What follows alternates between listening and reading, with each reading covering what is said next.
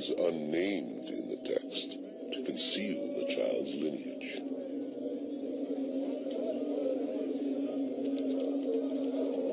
In John 19:26, Jesus asks the beloved disciple at the base of the cross to behold his mother.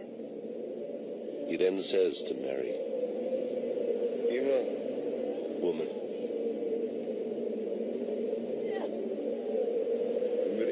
behold your son."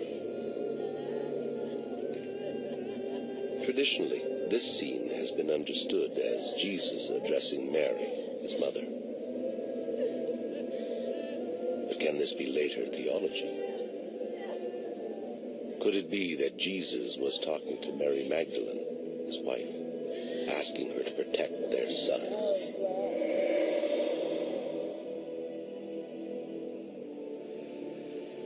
On the other hand, maybe the fact that there was a son in the Talpiot tomb means that the Jesus found in this tomb is not Jesus of Nazareth.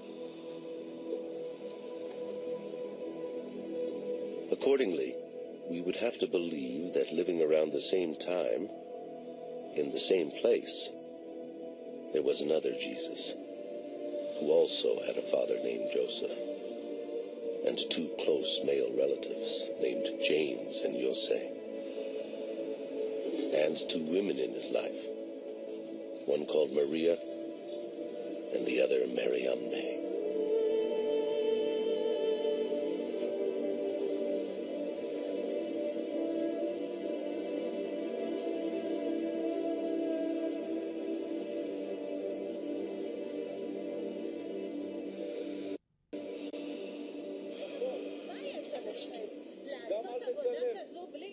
What's that noise? I think they're getting upset they weren't here.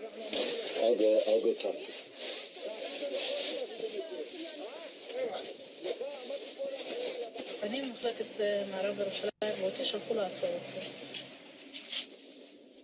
I think people are reluctant to think that you could come upon the Jesus family tomb.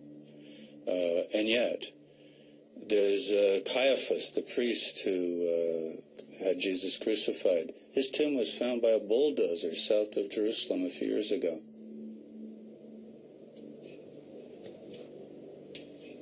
In December of 1990, construction workers uncovered an ancient burial cave from the 1st century. Inside, there were 12 ossuaries. 2 of them bore the name Caiaphas. This one, the most ornate ossuary, has the inscription, "Joseph, son of Caiaphas," carved into it twice. Joseph, son of Caiaphas, was the high priest of the temple, who, according to the Gospels, prosecuted Jesus. From his point of view, Jesus was a dangerous false Messiah, who was leading the Jewish masses into a confrontation with Israel's rulers in Rome.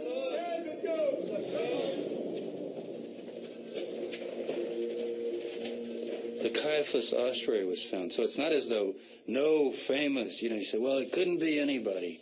No matter what we find, couldn't be anybody important. Why not? It seems to me there's a double standard. You said that Caiaphas is, in all probability, the high priest who prosecuted Jesus according to the Gospels. Whereas this entire cluster is dismissed, well, this is just common Jewish names. I mean, how are you so convinced that this is the Caiaphas?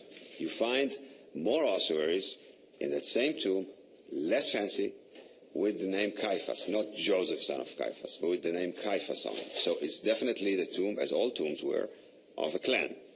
This is the tomb of the Caiaphas clan.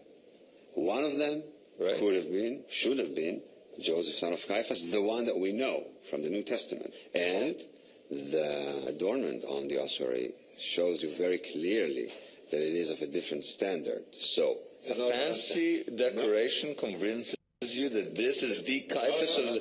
Caiaphas is not that common name. It's not as common name as Jesus, Joseph, John, or Mary. It is a rare name. It's a name that we know from both Jewish sources and from the New Testament. and it is good in dating and timing for that period, and it could be that one. The fact is that we have never found anywhere else an ossuary with the name Joseph, son of Caiaphas, anywhere else. On the other hand, you have a whole bunch of unique things. Yosa, which you find in this tomb, and that specific variation of the name you only find in the Gospel of Mark as a brother of Jesus. Only in this tomb, no other, as rare as Caiaphas. In fact, rarer, because in the Caiaphas family tomb you found several Caiaphases. Yosa appears once, period, out of all the thousands of ossuaries that have been found. Yet nobody says, in all probability, that's probably the brother of Jesus of Nazareth. Nobody does that. The fact that the probabilities in Caiaphas are very high does not say in all certainty that this is the one. There was no inscription inside saying, I have crucified Jesus. We don't know for 100%. We never know for 100% in archaeology. But the experts do seem 100% comfortable connecting some ossuaries directly to famous names in the Gospels, as long as they steer clear of the Jesus family.